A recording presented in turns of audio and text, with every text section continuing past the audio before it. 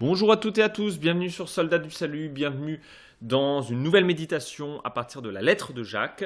Et nous allons voir aujourd'hui les versets 3 et 4, où Jacques, nous sommes toujours dans ce thème de la joie, nous réjouir non seulement dans les épreuves, mais nous réjouir des épreuves que nous traversons. Et là, Jacques nous dit, sachant que l'épreuve de votre foi produit l'endurance, or il faut que l'endurance accomplisse son œuvre pour que vous soyez accomplis et parfaits à tous égards et qu'il ne vous manque rien.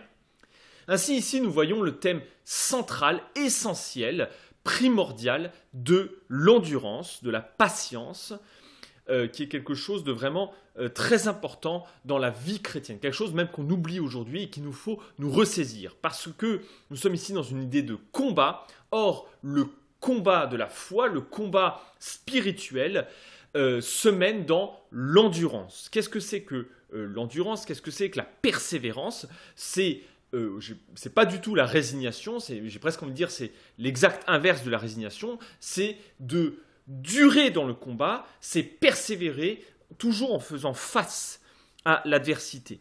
C'est un petit peu comme, si vous voulez, Jacques nous disait, réjouissez-vous, réveillez-vous, soyez forts, redressez-vous face à l'adversaire, il faut faire face en gardant à l'esprit ce que Jésus a fait pour nous et ce qu'il fait en nous jour après jour. Et la joie vient du fait que nous savons maintenant que nous pouvons résister, nous pouvons continuer à faire face parce que tout simplement rien ne nous sépare, ne peut nous séparer du Christ. Rien ne peut nous séparer du Christ. Et ça, c'est quelque chose de très important à noter. C'est la continuation de la foi malgré les circonstances. Car voyez-vous, eh bien, nous considérons maintenant les épreuves, et je rappelle que, comme j'avais dit la dernière fois, toute chose est une épreuve, non seulement les choses négatives, mais aussi les choses positives, et que donc toute chose va être vécue comme quelque chose qui va épurer et donc renforcer, embellir notre foi. Si Christ est entré en nous, si c'est la vie du Christ qui est en nous, eh bien, nous savons que ce n'est pas ni d'un coup, ni sans à-coup qu'elle entre, mais que c'est une croissance, une maturation qui est faite dans l'épreuve et dans la persévérance.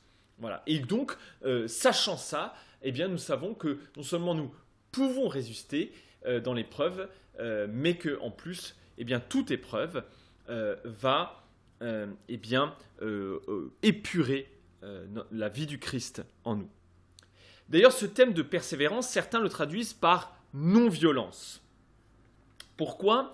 Parce que, en fait, dans l'endurance, eh bien, nous savons que c'est dans la victoire du Christ pour nous et en nous que nous avons la victoire, et non par nos propres forces, par des moyens efficaces ou par notre ruse, par exemple, que nous pouvons surmonter et dominer l'épreuve. Ce n'est pas par notre expérience humaine, par exemple, mais au contraire par la maturité de notre foi. Jésus sait très bien ce qu'il y a en nous et que par nous-mêmes nous ne pouvons pas. Mais comme les sarments tirent leur force du cep, comme les branches tirent leur force du tronc par travers cette sève, et de la même manière, nous tirons notre force de la vie du Christ en nous. Et c'est ça qui donne le courage, c'est le fait que nous savons que ce n'est pas nous qui allons combattre, mais que c'est le Christ en nous qui va combattre dans cette épreuve. Et encore une fois, je rappelle que ce n'est pas simplement les choses négatives, mais aussi les choses positives. Il faut tout voir comme quelque chose qui va épurer notre foi. Et nous gardons la certitude que si nous restons accrochés au Christ, alors nous avons la victoire, mais pas par des moyens humains et pas de manière humaine. Et ça, c'est vraiment si vous voulez, le cheminement du serviteur, le cheminement du combattant du Christ, qui est un cheminement qui n'est pas un cheminement de puissance, un cheminement d'autorité ou de domination humaine, du point de vue humain, mais c'est un cheminement qui remet toute gloire à Dieu et qui laisse la vie du Christ, la domination du Christ, la puissance et l'autorité du Christ vaincre à sa place. C'est quelque chose évidemment qui est presque inverse de la manière dont nous vivons les choses habituellement lorsque nous faisons face à des épreuves. Et donc ça nous pose la question que je vous laisse. Comment faisons-nous? Comment faites-vous pour quand vous faites face à une épreuve? Est-ce que c'est le découragement qui vous abat, ou est-ce qu'au contraire vous essayez de vous en sortir en vous relevant vos propres manches en disant je vais m'en sortir? Ou est-ce que on ne devrait pas développer, j'ai envie de dire, une autre vision des choses et dire ce n'est pas moi qui vais lutter. Moi, mon rôle, c'est d'être endurant, de faire face, parce que c'est la vie du Christ qui va lutter. Et je suis sûr de la victoire. Et non seulement je suis sûr de la victoire, mais je sais que cette épreuve va même purifier ma foi. Et c'est pour moi sujet d'une grande joie. Voilà, je vous laisse là, je vous dis à la prochaine fois, mais d'ici là, restez sang et feu.